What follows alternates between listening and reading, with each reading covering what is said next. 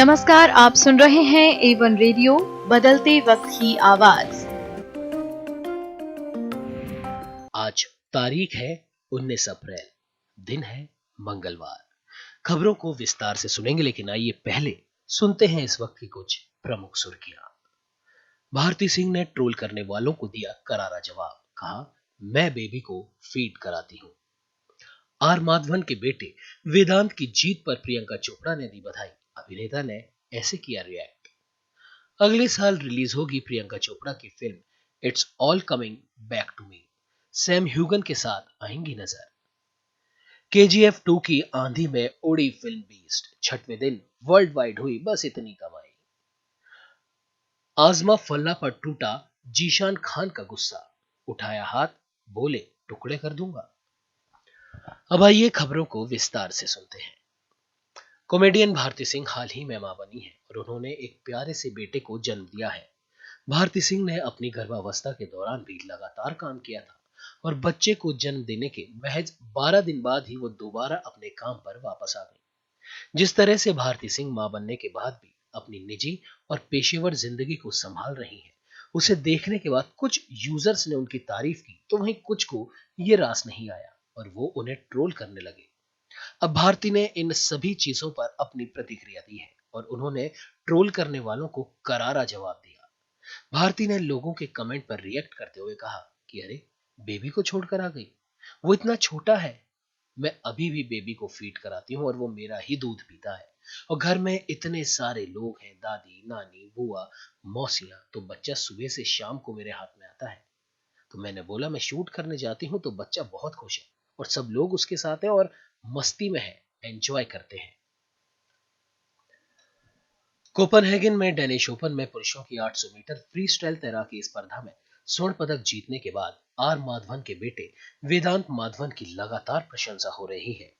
प्रियंका चोपड़ा, कंगना रनौत से लेकर मध्य प्रदेश के मुख्यमंत्री शिवराज सिंह चौहान तक सभी ने अभिनेता, उनकी पत्नी सरिता और उनके 16 वर्षीय बेटे को स्वर्ण पदक जीतने पर बधाई दी है। प्रियंका चोपड़ा के ट्वीट को रीट्वीट करते हुए आर माधवन ने उन्हें धन्यवाद दिया। वेदांत की जीत पर अपनी खुशी व्यक्त करते हुए प्रियंका चोपड़ा ने लिखा, वाह, बधाई हो वेदांत माधवन, ये एक अद्भुत उपलब्धि है, हमेशा पथ प्रदर्शक बने रहो। बधाई हो माधवन और सरिता।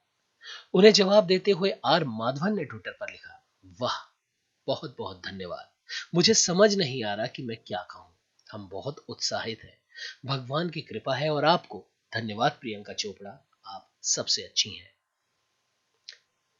देसी गर्ल प्रियंका चोपड़ा ने बॉलीवुड के बाद हॉलीवुड में भी अपनी जगह बना ली है। जल्द ही वो सैम ह्यूगन के साथ film it's all coming back to Me में नजर आने वाली है।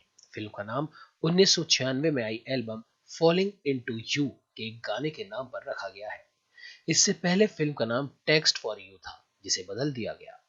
फिल्म अगले साल 10 फरवरी को रिलीज होने वाली है।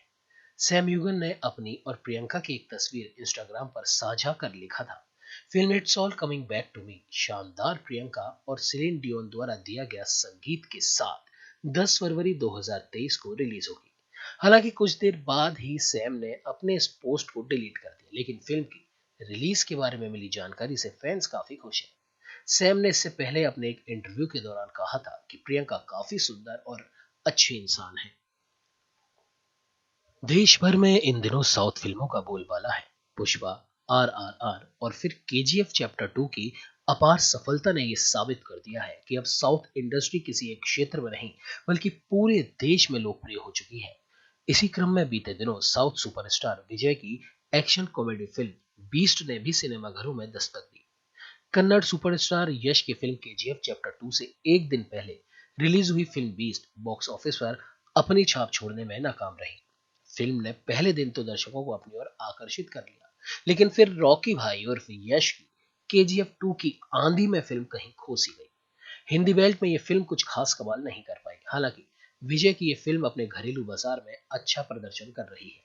इसी क्रम में अपनी रिलीज के पहले सोमवार को हुई फिल्म की कमाई की अगर बात करें तो बीस्ट ने छठे दिन दुनिया भर में कुल 12 करोड़ की कमाई की। कंगना रनौत का रियलिटी शो लॉकअप सुर्खियों में है और अब तक शो में कंटेस्टेंट्स अपने खुलासों की वजह से चर्चा में बने हुए थे, लेकिन अब कंगना की कैद में मौजूद कंटेस्टेंट के बीच लड़ाई झगड़ा शुरू हो गया है। लेटेस्ट एपिसोड में भी जीशान खान और आजमा फल्ला के बीच लड़ाई देखने को मिली। दोनों के बीच लड़ाई इतनी आगे बढ़ गई कि जीशान ने आजमा पर हाथ तक उठा दिया।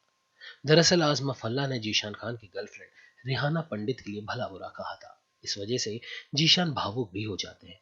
लेकिन जब आजमा बार बार रिहाना के लिए कुछ ना कुछ बोलती रहती है तो जीशान का गुस्सा सातवें आसमान पर पहुंच जाता है।